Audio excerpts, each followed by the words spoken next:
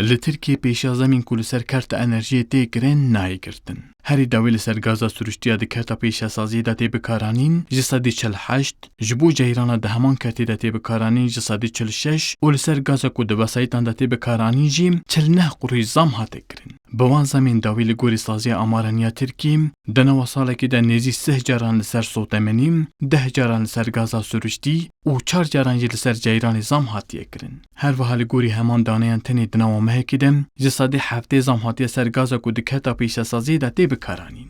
Beşek pisporên enerjiyê ku balî dikişînin ser qeyrana kureviya li seran serî cîhanî dibêjin, dê ew qeyran heta heyameke dirêj jî li Tirkiye bandor be. Ji ber vê çendê jî daxwaza demil destxurtkirina hevkariya enerjiyê bi Herêma Kurdistanê re dikin.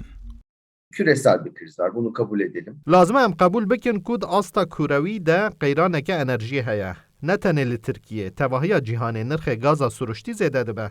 Ev yek jî nîşan dide ku di dema qeyraneke kurewî heye, lazım e Tirkiye bi rêveberiya Herêma Kurdistanê re di demeke nêz de demil dest. Di warê gaza sürüştî de jî hevkariya ava bike. Ji ber ku di nava mehekê de ji sedî 7 zam hate ser gaza sürüştî ya di pîşesaziyê de tê bikaranîn. û her roj li ser sotemenî jî zam tên kirin. Mehên bê jî dê zamên ser gaz û ceyranê bidomin. Li gorî pisporê enerjiyê Oğuz Türk Yılmaz jî, Tirkiye ji ber zêdebûna nirxê dolar, gaza sürüştî li gorî salên borî dê bihatir bikirin. Her wiha Türk Yılmaz dibêje baca li ser ceyran û gazê jî zêde dibe, ew jî dê bibe bareke nû li ser milî gel. Türkiye bu özellikle Rusya Federasyonu'nun aldığı gazı Niha Tirkiye gaza herî biha ji Rusya, Azerbaycan û Îranê dikire. Bi zêdebûna dolar jî dê li gorî salên borî 3-4 qatan bihatir bikire. Yani dê gelê Tirkiye îsal zêdetir pere bide gaza sürüştî. Her wiha baca li ser gaza sürüştî û ceyranê jî bû ji sedî 18.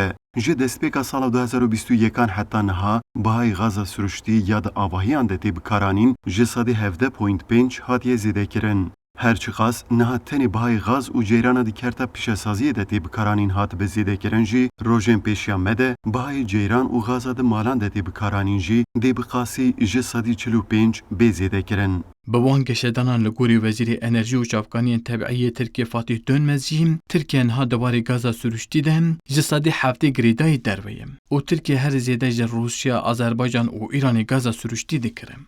Vural erişmiş. Kurdistan 24 Ankara.